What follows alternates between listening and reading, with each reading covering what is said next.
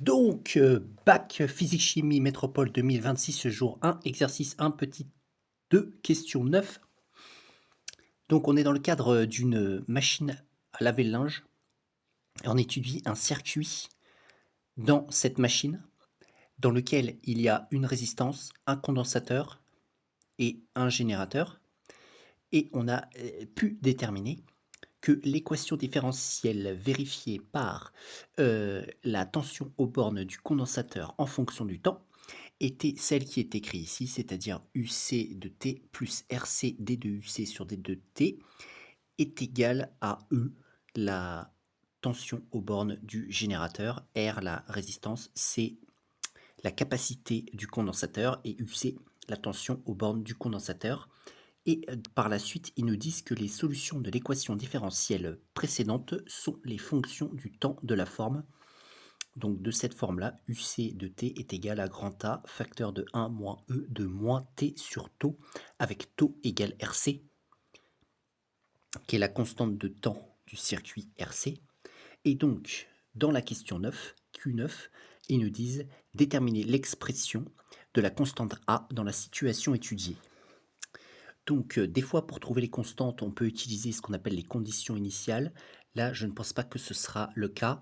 On va plutôt également, on pourrait utiliser donc l'expression de l'équation différentielle, c'est-à-dire que puisque cette fonction, on nous dit qu'elle est solution de l'équation différentielle, cela signifie que, eh bien, normalement, cette fonction vérifie cette équation différentielle. Donc, c'est-à-dire que si on la remplace, l'égalité doit être vérifiée. Mais bon, pour pouvoir faire, c'est ça qui va nous permettre de trouver A. Et donc, pour pouvoir faire cela, on va remplacer. Mais pour remplacer, il nous faut UC. Donc ça, c'est bon, on l'a. Mais il nous faut aussi D de UC sur D de T. Et ça, on l'a pas pour l'instant. Donc, je pense que c'est ce qu'on va calculer. Donc, c'est la dérivée de UC par rapport au temps. Donc, comment est-ce qu'on va faire? Bah, on va écrire D de UC sur D de T de temps est égal à, donc je remplace l'expression de UC, ça va faire D de A facteur de 1 moins E de moins T sur taux, comme cela sur D de T. Voilà, j'ai remplacé UC par son expression telle qu'il nous donnait dans la phrase juste avant la question. Donc là, comment est-ce qu'on va procéder? Alors, on remarque qu'on a un produit avec une constante. Donc, il faut savoir que la dérivée d'une constante fois une fonction, la constante, on peut la sortir devant comme cela lorsqu'elle est en facteur, puisque la dérivée de k fois f en mathématiques, hein, k fois f, avec k une constante et f une fonction, ça donne juste k fois f'. C'est-à-dire que le k sort devant. Du coup, on obtiendra a qui sort devant et la constante facteur de 1 moins e de moins t sur taux sur d de t. Voilà, donc là on en est ici.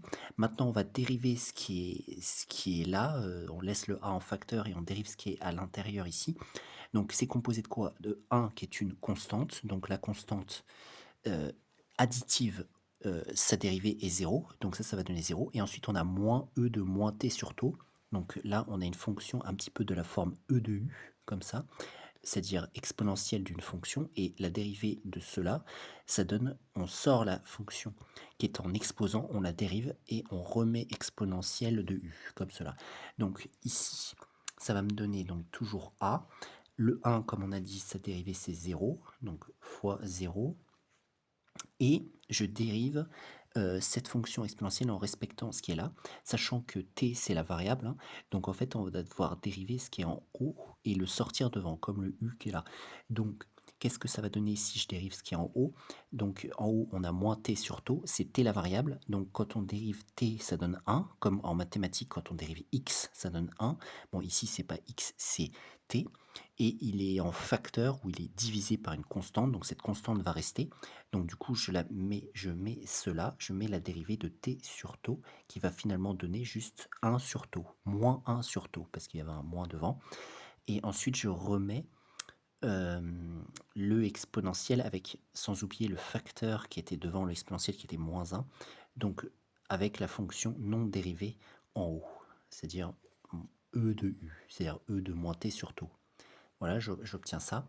Et donc, ça va me donner, les deux moins vont se simplifier. Là, j'aurais peut-être dû mettre une parenthèse. Les deux moins vont donner plus. Et on va se retrouver avec juste 1 sur taux fois E de moins T sur taux. Donc là, j'ai réussi à avoir D de UC sur D de T. Ça va m'aider lorsque je vais remplacer ici. Donc maintenant, on peut dire, pour justifier UC de T et solution de l'équation différentielle, virgule, donc du coup on a le droit de remplacer. Donc je vais prendre cette équation différentielle qui est là et je remplace UC par son expression. Donc déjà dans cette équation différentielle on a UC, donc je remplace UC, c'est-à-dire A facteur de 1 moins E de moins T sur taux. Voilà, là j'ai remplacé UC là. Ensuite, j'ai mis plus.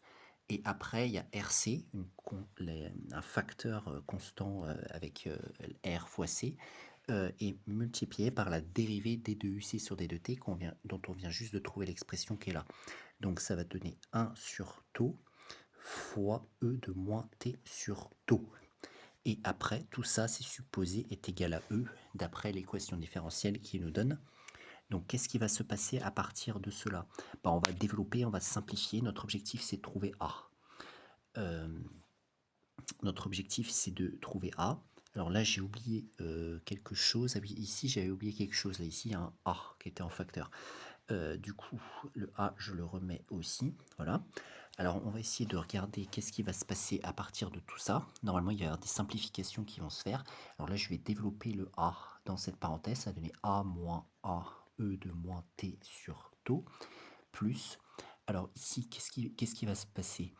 Il faut savoir que taux, comme il nous indiquait dans la phrase avant, que taux est égal à RC. Je vais pouvoir remplacer taux par RC. Ça, ici, ça va donner RC fois A fois 1 sur RC fois E de moins T sur taux égale toujours E. Et là, il y a quelque chose de bien qui va se passer, c'est que les RC vont pouvoir se simplifier en haut et en bas, comme cela. Et par conséquent, parce que bon, en fait, on obtient RC sur RC, qui est égal à 1, si on regroupe un petit peu, comme cela. Et donc, il va plus nous rester que A moins A, E de moins T sur taux. Et ici, plus, et là, finalement, il y a aussi A, E de moins T sur taux, qui va être égal à E. Qu'est-ce qui se passe ici? Là, ici, il y a une soustraction, puisqu'on a moins quelque chose plus quelque chose, ça donne 0. Du coup, on obtient que A est égal à E. Voilà. Voilà, ça a l'air d'être bon, parce qu'il nous demandait de déterminer l'expression de la constante A dans la situation étudiée. C'est bon, on obtient que A est égal à E à la fin de notre calcul. Donc voilà pour la question 9, le petit 2 de l'exercice 1 du bac physique chimie métropole 2026, exercice 1.